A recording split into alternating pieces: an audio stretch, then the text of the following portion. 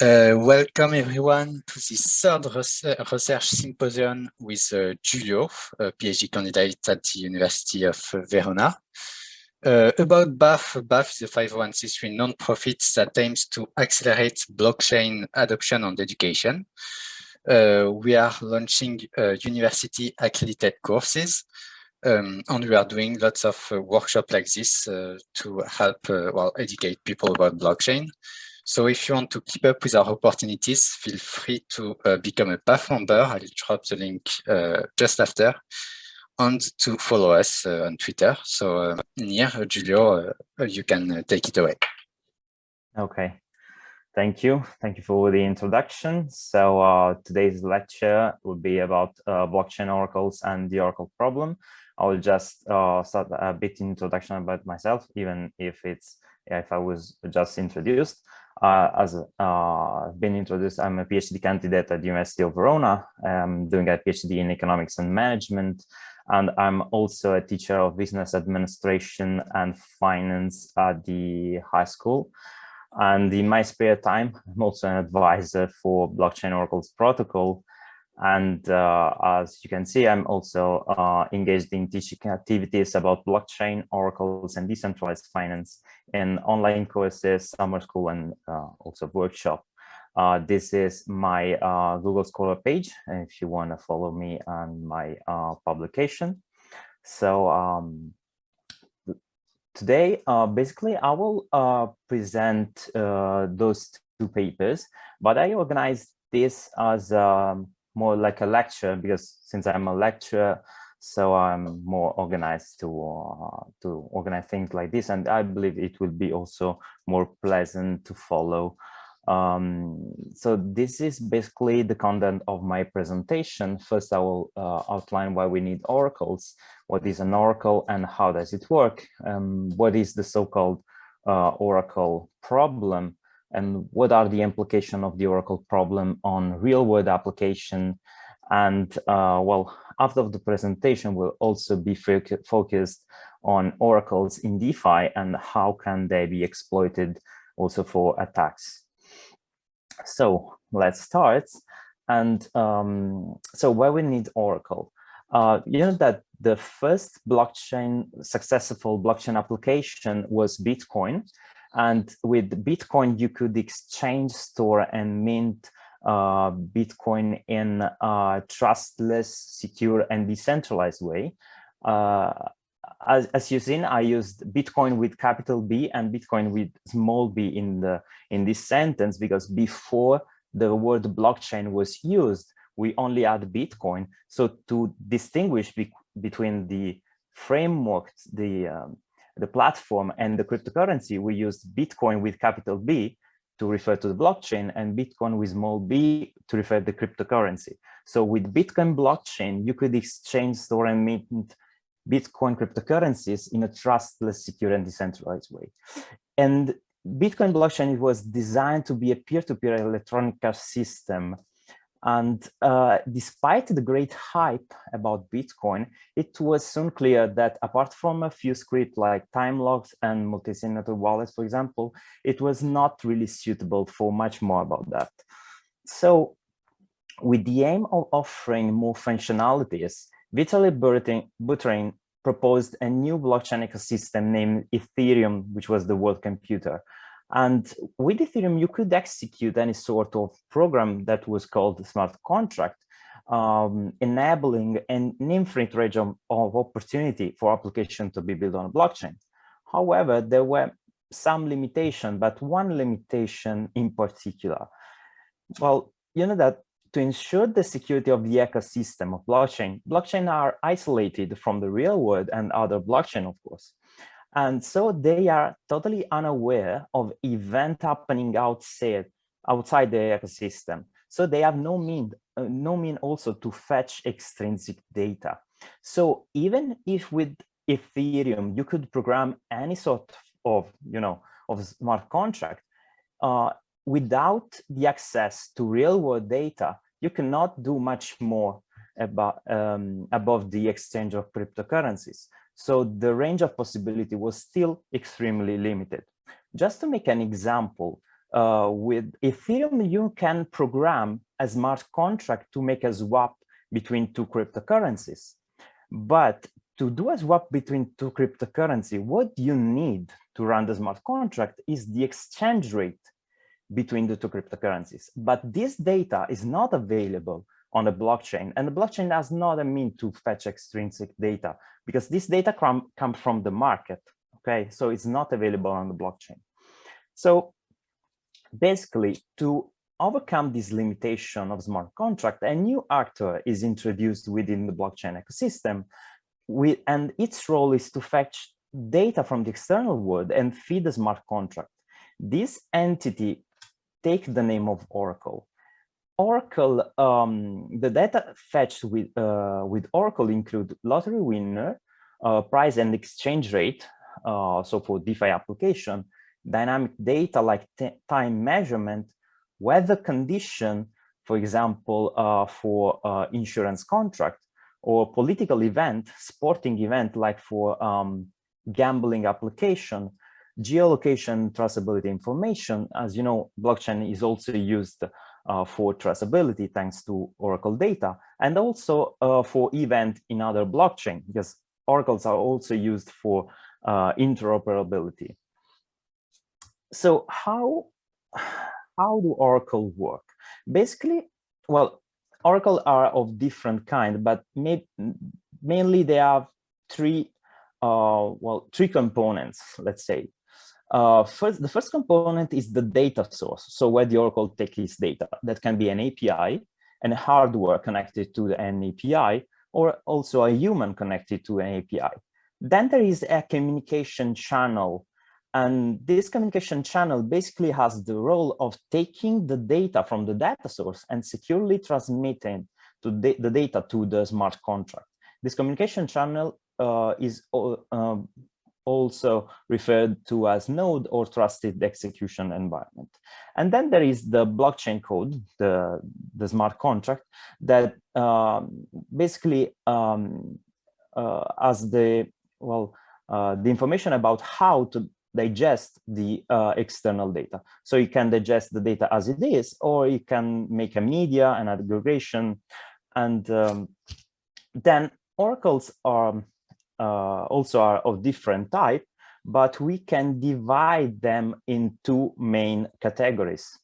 We have vouching oracles. For example, vouching oracles rely on a trusted third party aware of a certain data type and mainly ensure that the data is securely transmitted to the blockchain.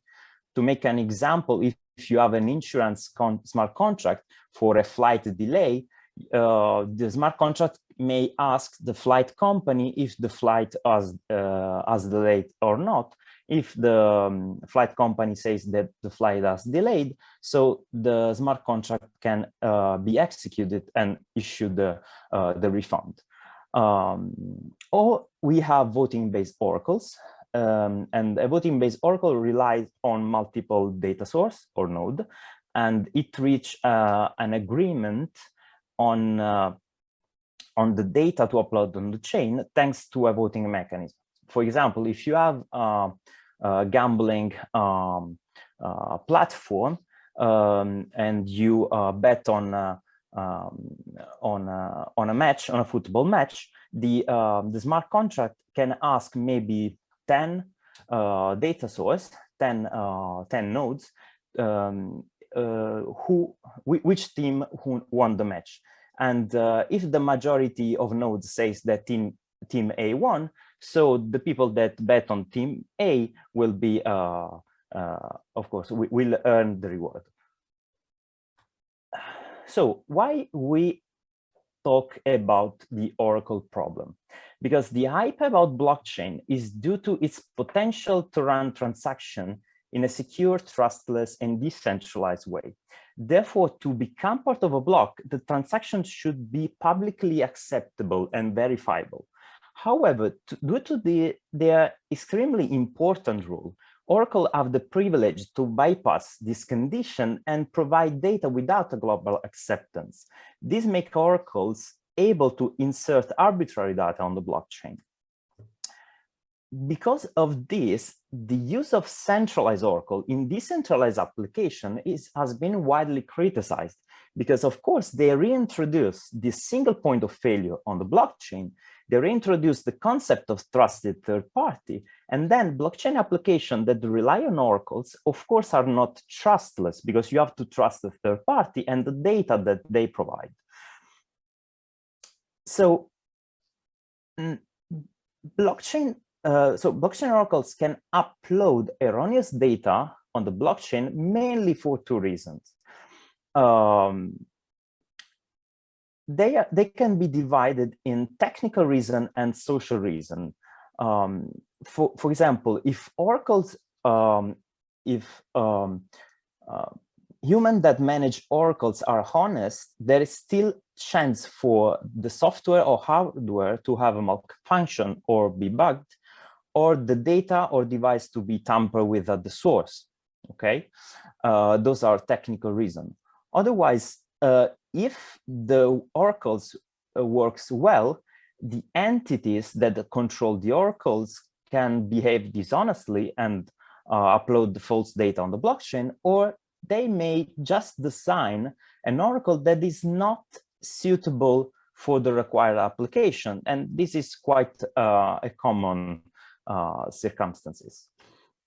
So in this first paper that I introduced in this presentation, basically I made a review of blockchain applications that were proposed during the hype phase without thinking about the Oracle issues and Oracle problem.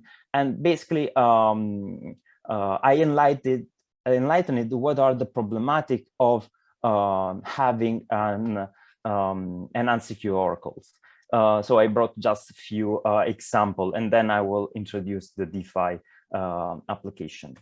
I remember that blockchain was initially proposed to improve law and justice sector, to reduce third parties, and also to automate legal contracts. But this integration originally relied on two false assumptions.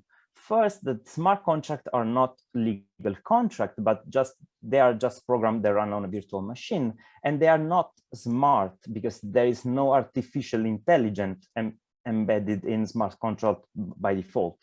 And also, blockchain integration will indeed reduce the number of legacy third parties, but it will also introduce new one, which are oracles, whose legal role has not yet been defined.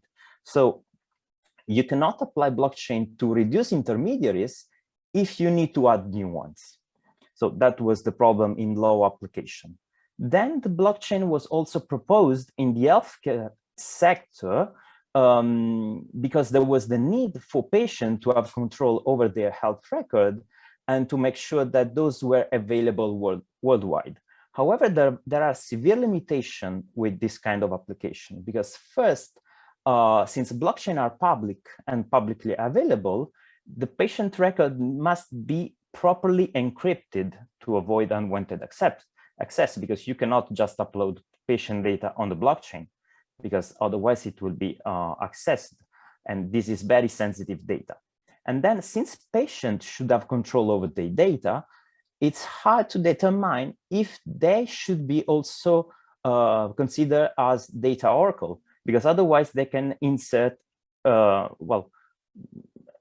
whatever they want on the blockchain, and this is something that we don't really want. And also we must consider also another condition, because if oracles are poorly audited, they may constitute an additional attack vector for hacker to steal health record. And health records are very important for cyber criminal. If you think about that, from 2010 to 2017, more than 31 million health records were stolen. So therefore, if you also add other component, other devices to this healthcare ecosystem that are maybe poorly audited, you also add other attack vector. So this integration should be well thought before really activating healthcare and blockchain. Then blockchain was also proposed to integrate the energy sector to decentralize the energy market and to incentivize the clean energy production.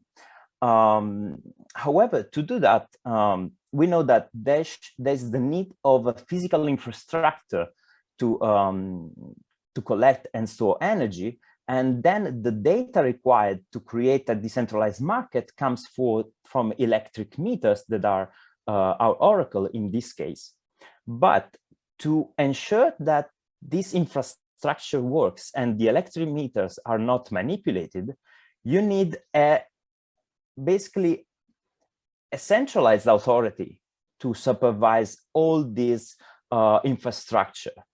So you propose blockchain to decentralize the energy market, but at the same time, you need a centralized authority to supervise this market, which is quite a contradiction at the moment. So at the moment, there is still not a solution to this particular problem in the energy sector. Then blockchain is also proposed for traceability. Well, because there is the idea that since due to the blockchain, it is possible to trace in a trustless, secure way the origin of a Bitcoin. So the immediate consequence was to hypothesize the traceability that you can also trace real-world assets like drugs, minerals, food, stocks, also using blockchain as smart contract. But there is a problem, because unlike Bitcoin that are born at blockchain and their traceability is ensured by the platform, real-world asset data should be constantly communicated by Oracle. It's like that if you want to trace, for example, a diamond, you should have an Oracle attached to the diamond that constantly transmit this data to the blockchain, which is something that at the moment is not really doable. And also, there is another problem. There is the problem to attach a physical product to the blockchain, which is still not solved. Well, I believe that you have heard about companies that tried the traceability, for example, of wine bottle with blockchain. Normally, they do that by applying a paper QR code on the bottle. But as you can imagine, you can just remove the QR code of the bottle and apply the QR code somewhere else. Or you can scan the QR code and make copy and apply on a fake bottle. Or you can take the original bottle, open the bottle, take the original wine and substitute this wine with a fake wine. And the blockchain is not aware of that, because the blockchain is just connected to the QR code. So unfortunately, what the blockchain can do is track the QR code itself, not the bottle. So that is quite a serious problem that there is actually with the traceability application. And they also published a couple of papers about this problem. Okay, this was an overview about different blockchain application and the problem that there is concerning oracles and the transmission of real world data to the blockchain. And then, well, I published also another paper that discussed in particular the problem of having unsecure oracle in decentralized finance. This paper was published last year with Joshua Ellul, the director of the Center for Distributed Ledger Technology at the University of Malta. This paper is an MLR, a multivocal literature review, because when I started working about this paper, the academic research about oracles and DeFi were, I think, 5 or 6. So it was impossible to write a paper with just a few academic research. So, well, the multivocal literature review includes academic research, but also gray literature, which are blogs, opinion posts, and also white papers. Basically, the study it's well, a literature review and provides an overview of DeFi application with an explanation of oracles utilized.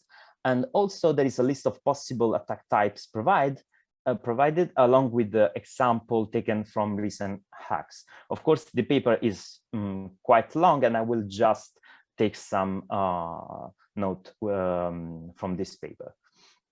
So first, as a first blockchain DeFi application, you know that there are lending pools in DeFi. Lending pools are DeFi applications that enable the lending and borrowing of cryptocurrencies. Why you need oracles in this DeFi application? Because of course you need to keep track of the value of the collateral, so the cryptocurrencies that you deposit in the protocol, and also the cryptocurrencies that you loaned, okay, that you borrowed. And this is to ensure that the value of the borrowed crypto is always lower than the collateral, because of course, if the value of the collateral is becomes lower than the value that you borrowed, then the collateral has to be liquidated, okay, to ensure that no loans are under collateralized. So oracles are used for that reason.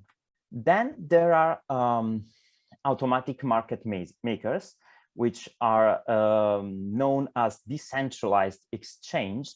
And they are platforms that enable the swap between two different cryptocurrencies.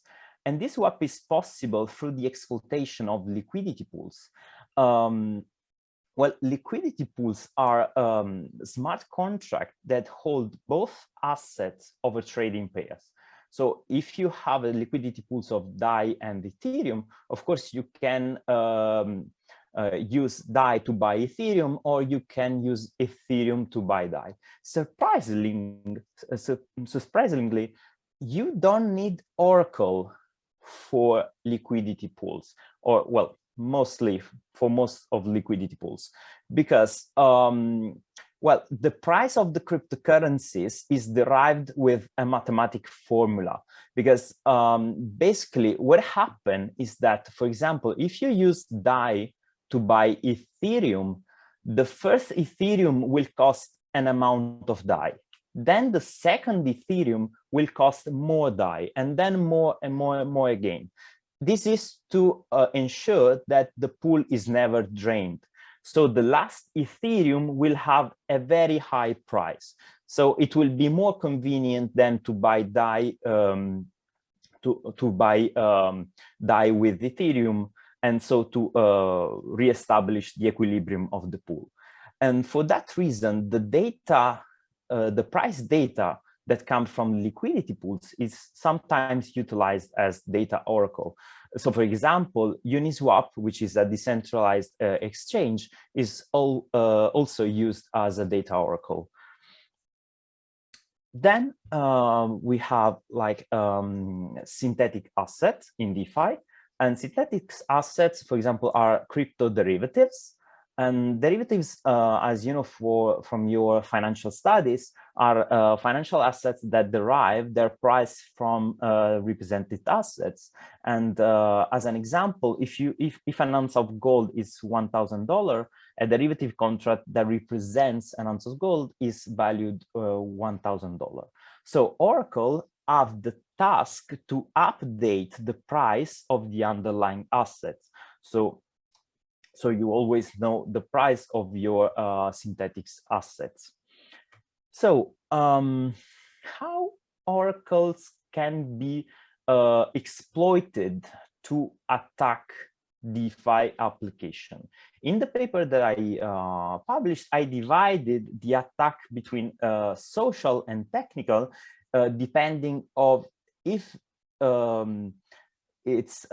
they are possible due to a human failure or a technical failure. So the first one is the front running. I believe you, from the economic study, you know exactly what a front running is, because it's the condition where you have an information before the other, and you can utilize this information to make a profit. Okay, but in legacy finance, the front-running attack can only be performed by a restricted number of people, which are insiders, and they know an information because they are inside the company, and they can utilize this information before the other. But in decentralized finance, since information is transparent, anyone that realizes the potential of an information before the other can exploit this information and can perform a front-running attack. And why they are related to oracles? Because front-running are possible due to the natural condition in which the oracle is the first to be aware of a critical data to be uploaded on the blockchain. So if you know that, a data is being used by an application, so you know basically in advance the data that will be available in this application at a later time, and you can use that for an exploitation. To make an example, I brought this example from an hack that has been done on Terra in 2019, because Terra witnessed a front-running attack on its oracle. Well, why it was possible to attack Terra Oracle at that time? Now it's not possible anymore. First, because it has been split into blockchain for the Terra Luna issue, but before, because it was also adjusted, this situation. So how an attacker could exploit Terra Oracle? Because Terra Oracle had 3 phases: proposal phases, a voting phases, and the confirmation phases. So there was the proposal phases in which the oracle proposed its price, and for example, in this example is 8.49, and it was taken from the spot price. Then from the proposal phase to the confirmation phase, in which the price was sent to the application, there were like 15 block distance. So in this 15 block distance, the spot price was changing, and in a phase in which the market was very volatile, there could be a huge difference between the price that the oracle brought and the spot price. And this, for example, created a front-running opportunity, because if you were aware of the price, of the spot price, and that there was, if you were aware before of the spot price, you could exploit this price at a later time. So this is about front-running. Then there is another kind of attack, which is called Sybil Attack. The Sybil Attack refers to the ability of an agent to replicate its votes or oblige other agent to vote for its proposal. And I really suggest you to read a paper published by Dosser in 2002. It's called the Sybil Attack. Then it explains how the Sybil Attack works and how it is important for democratic election, because basically Sybil Attack is a way to subvert democratic election. So it is not just about oracles, it's about also our government and politics, and it's very interesting paper and subject. So Sybil attacks are only possible where identities are anonymous and preferences are private, so like our democratic election. And about oracles, voting Sybil attacks are available when in voting-based oracles, of course. How can this attack be performed? It can be performed through mirroring, in which the oracle performed the data gathering honestly, but to ensure that the platform accepts its feeds, it replicates its feeds into other oracles under its control. Or it can be performed through freeloading, in which the oracle does not perform the data gathering, but simply copies the data gathered by other oracle, avoiding the gathering cost. So in this way, the Sybil is able to provide the data at a lower cost than the other honest oracles, eventually pushing them out of the market. And as an example of Sybil attack, I brought the example of MakerDAO, in which in October 2020, an attacker managed to borrow enough Maker to pass a governance protocol and to change Maker Oracle whitelist and manage to push his feeder into the yellow list. So basically, one single agent, one single individual had enough votes to subvert a voting mechanism that should have been decentralized and democratic. So what a Sybil does is imposing its will into a democratic election. So it doesn't mean that it's a malevolent entity, okay? It doesn't mean that this has a malevolent intention, but what it does, it's imposing its will into a democratic election. This is a Sybil attack. So in the MakerDAO attack, the attacker didn't use this kind of attack with malevolent intention. And for that reason, the Maker team never admit that their oracle failed, but the truth is that it was actually manipulated. Then the last social manipulation is selection bias. The last social failure is selection bias. And it refers to the situation in which a DeFi service selects a data source that is not explicitly meant to serve as an Oracle data feed. If data is public, an Oracle mechanism can collect this data for a blockchain application. However, it must be ensured that the data source is appropriate for the selected application. For example, I brought the case of Curve Finance because in 2020, Curve Finance was considered responsible for many flash loan attacks for an amount that exceeded $100 million. Basically, the attacker exploited the fact that many platforms arbitrarily decided to adopt Curve Finance liquidity pool as price oracle. As we said before, liquidity pools can be used as price oracle, but with some adjustment to avoid price volatility. But those adjustments were not used by the DeFi application. So the Curve Finance was not responsible for those failures, and because their LP price feeds were not intended to serve as price oracle. Other DeFi applications like Uniswap, for example, they can be used as price oracle because they made some adjustment to avoid price volatility. So when you have a DeFi protocol, you must select the right data feed for your oracle, because not all data feed are supposed to be used as data oracle. Then there are technical failure of Oracle. The first one is data manipulation, that refers to the manipulation of data before it's collected by a DeFi Oracle. And well, spotting data manipulation is actually quite impossible before the data is actually manipulated, because you need to compare different data feed and also different oracle to spot the data manipulation, because it's quite impossible to understand if data has been manipulated before being used by DeFi protocols. And also, if you have an oracle mechanism with just a single data source, the data manipulation constitutes a serious threat because you have only one data source. An example of data manipulation is coming from Compound.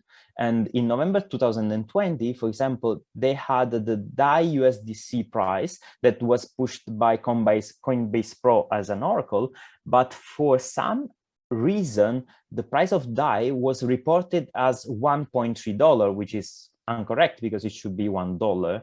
And for that reason, many positions in Compound were liquidated, because if DAI is reported as $1.3 and many people borrowed DAI, and their collateral, then it's is considered insufficient to borrow DAI if it's reported at $1.3. So a lot of positions were liquidated for an amount that exceeded $85 million. Then there are malfunctions, of course, because if data is properly selected, the Oracle can also have malfunction because it can be because of sabotage, because of senescence, because of power failure. It can just have a power shortage, or it can also perform bad because of bugs, because it has not been audited by a specialized company. And an example of malfunction came from synthetics. On June 2019, one of the system of off-chain oracles on which synthetics relied for price of Korean won misreported the price to be 1,000 times higher than the actual rate. What happened is that the oracle on which synthetics relied for Korean won, the majority of oracle were offline, and so they only had 2 oracle available, and one of them malfunctioned. So it reported a wrong price. So even if they made a media from the price feed to avoid outliers, you know that a media between just 2 data feed, it's not sufficient to prevent outliers. So the misreported price was accepted by the system and exploited by a bot programmed for spotting price anomalies. But luckily for synthetics, the owner of the bot gave the money back to the team in exchange for a bug bounty. So they were kind of lucky to not lose the money of investors. So the last of this attack is the flash loan attack. The flash loan are not like crypto hacks by themselves, but they are characterized by high transaction volume in a short time frame. Basically, if you're not aware of what a flash loan is, it's like a loan that is taken and repaid in the same block. So basically, normally you take a loan and then you repaid it in some months or years, while a flash loan is a loan that you can take without giving a collateral, because you take it and you give it back in the same block. So you take it, you make transaction, and you give it back. If you are able to give the loan back in the same transaction, the transaction are executed. Otherwise, all the transaction fails. Okay, so with the proper knowledge and the successful flash loan attack, it is possible to manipulate the data feed of specific Oracle ecosystem. And I really suggest you to read a paper called Flash Shot, a snapshot of flash loan attacks on DeFi ecosystem, that explains basically exactly how a flash loan can be utilized to manipulate oracles, and how it can be really disruptive for DeFi application. In this case, I just brought the example of a flash loan attack that is known in the literature as BZX attack. And basically, an attacker took a flash loan on a platform that is called DXDY, and a flash loan of 7,500 ETH. The attacker utilized 3,500 ETH to borrow synthetic USD on Uniswap. So they exchange Ethereum for synthetic USD on Uniswap. Then they utilized 900 Ethereum to buy synthetic USD on Kyber network. Now, as we said before, if on a decentralized exchange, you buy a cryptocurrency in exchange of another, you raise the price of the other cryptocurrency. So if you use if to buy synthetic USD, you raise the price of synthetic USD. So on Kyber network, the price of synthetic USD raised to $2. Now, the Kyber network liquidity pool were used as data oracle for BZX protocol. So now BZX basically copies the price of Kyber network for their protocol. So on BZX, the price of synthetic USD were now $2. So the attacker used all the synthetic USD on BZX to buy Ethereum. So they were able now to buy Ethereum for with the synthetic USD, and they bought 6,700 ETH. So they were able to repay the loan, 7,500 ETH, and they ran away with a profit of 2,378 Ethereum. Basically, all the flash loan attacks are organized like this, and there is still not a recognized way to prevent this kind of attacks. There are attacks like this like every day. So this is quite a very disruptive attack. But it is disruptive, really disruptive, because as we said before, either the transaction are executed. So either you manage to repay the loan and the attack is successful, or if you don't manage to repay the loan, just the transaction are failed. So basically an attacker to perform this kind of attack doesn't spend anything.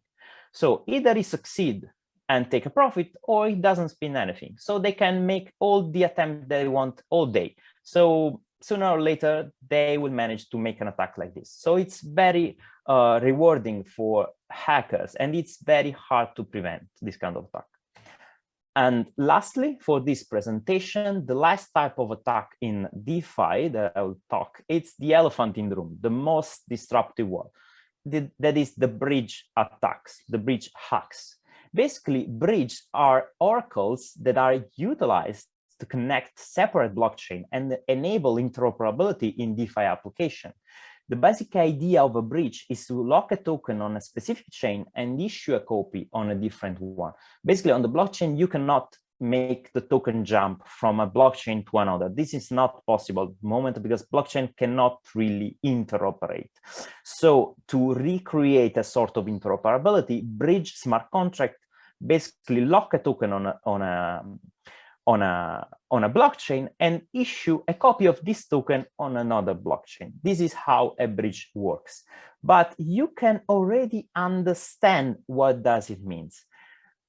Because if a lot of people utilize a bridge, then there will be a huge quantity of tokens locked into this bridge. There will be a lot of token locked into this bridge. And since you know that blockchain are transparent, everyone can see that there is a huge mass of token locked into this bridge. So the hacker, of course, are attracted by this mass of tokens.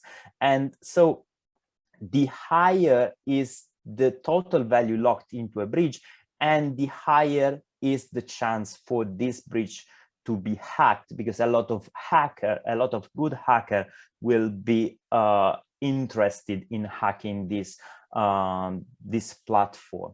So the outcome of a bridge hack is almost always catastrophic, and usually hacks are allowed by just small bug in the smart contract.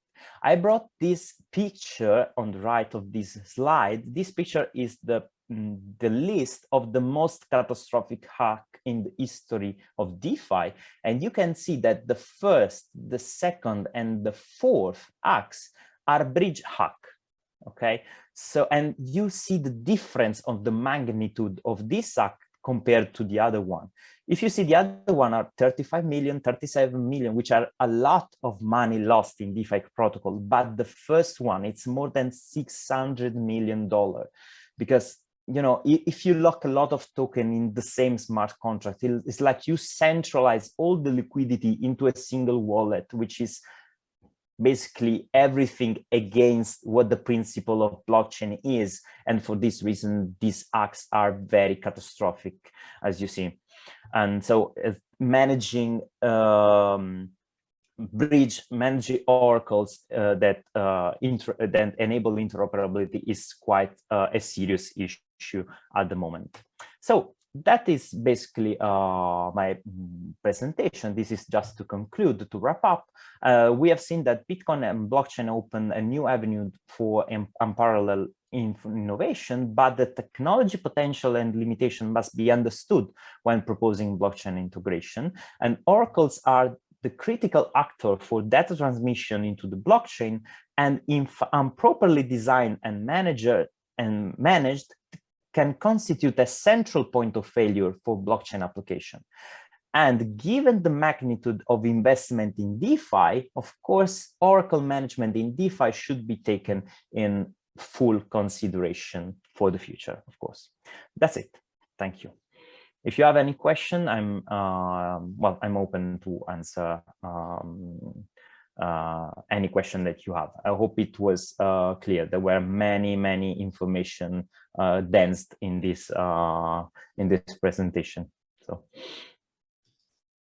thanks so much. Super interesting. So, if someone wants to ask something, feel free.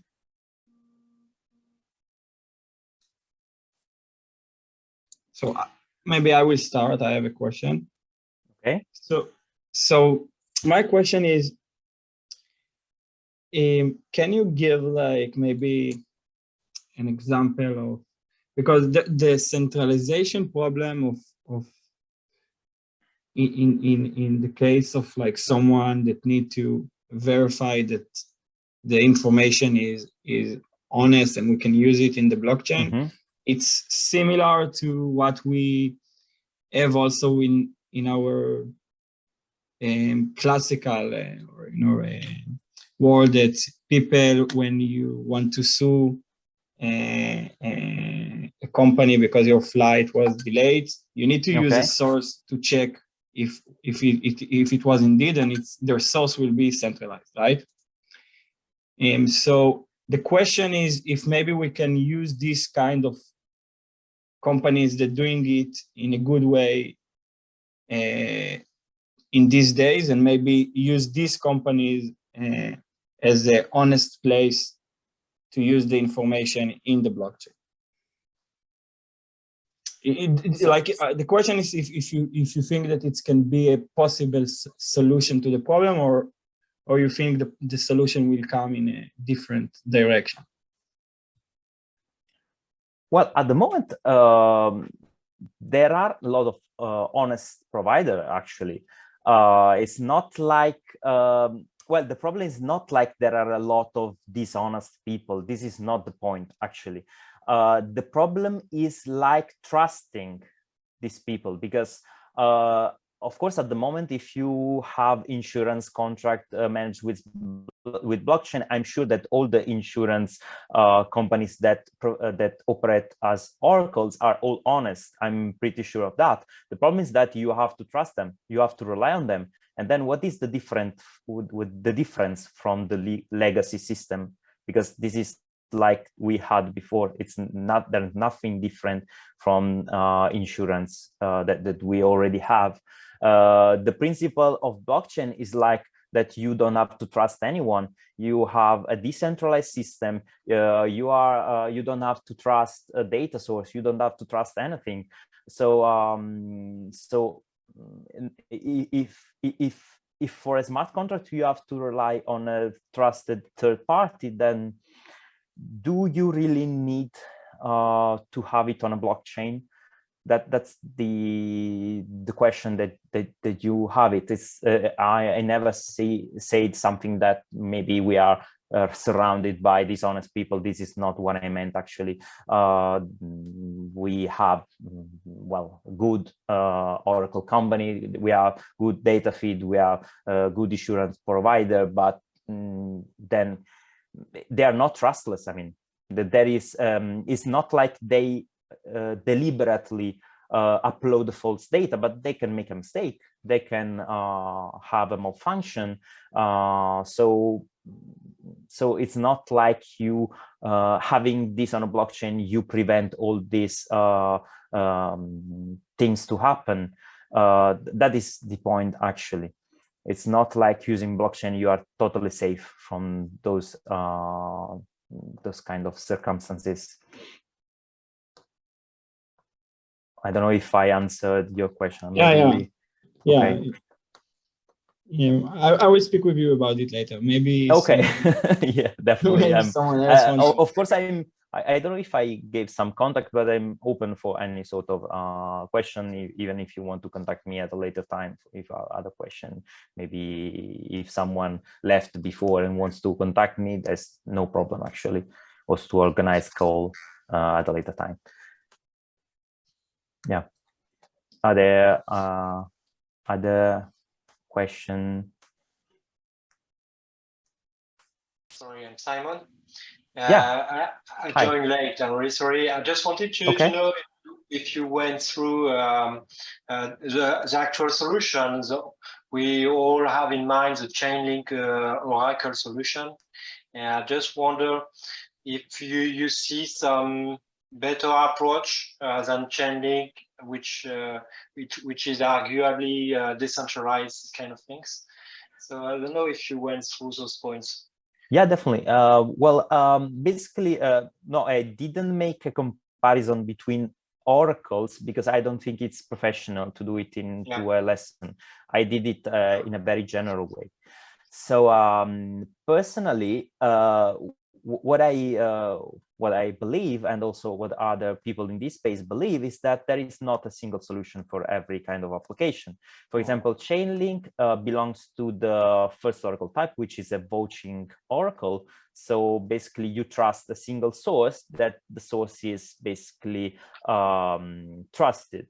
So it has now the Chainlink v2 has a decentralized Oracle network in which it has a list of trusted data sources that are available for specific blockchain applications. So you rely on this data source.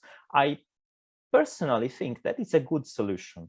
And this is a sort of solution that can work for many applications. For example, in the case of insurance, for example, in the case of insurance, I believe it's used, Chainlink is used for a lot of insurance contract. But for other application, there are other type of oracles, like oracles based on the wisdom of the crowd. If you know about Augur, for example, Augur is based on it's a voting-based oracle in which you have a lot of nodes that submit their data for an outcome. For example, they're used for well, I wouldn't say gambling activity, but for maybe for for betting. Yeah, let's say for betting. Yeah, and so maybe you want to bet on a football match, and you have not just one trusted source, but many sources that are not like chosen by a specific oracle. Anyone can submit their idea, their outcome of a football match, and the platform take the results from the majority of users that say the same thing. The consensus, of course. Yes. What? Yeah, the consensus. Yeah, consensus yes. again. Yeah, definitely. But this does not mean that the majority of people say the truth. Exactly. Yeah, because this is the wisdom of the crowd.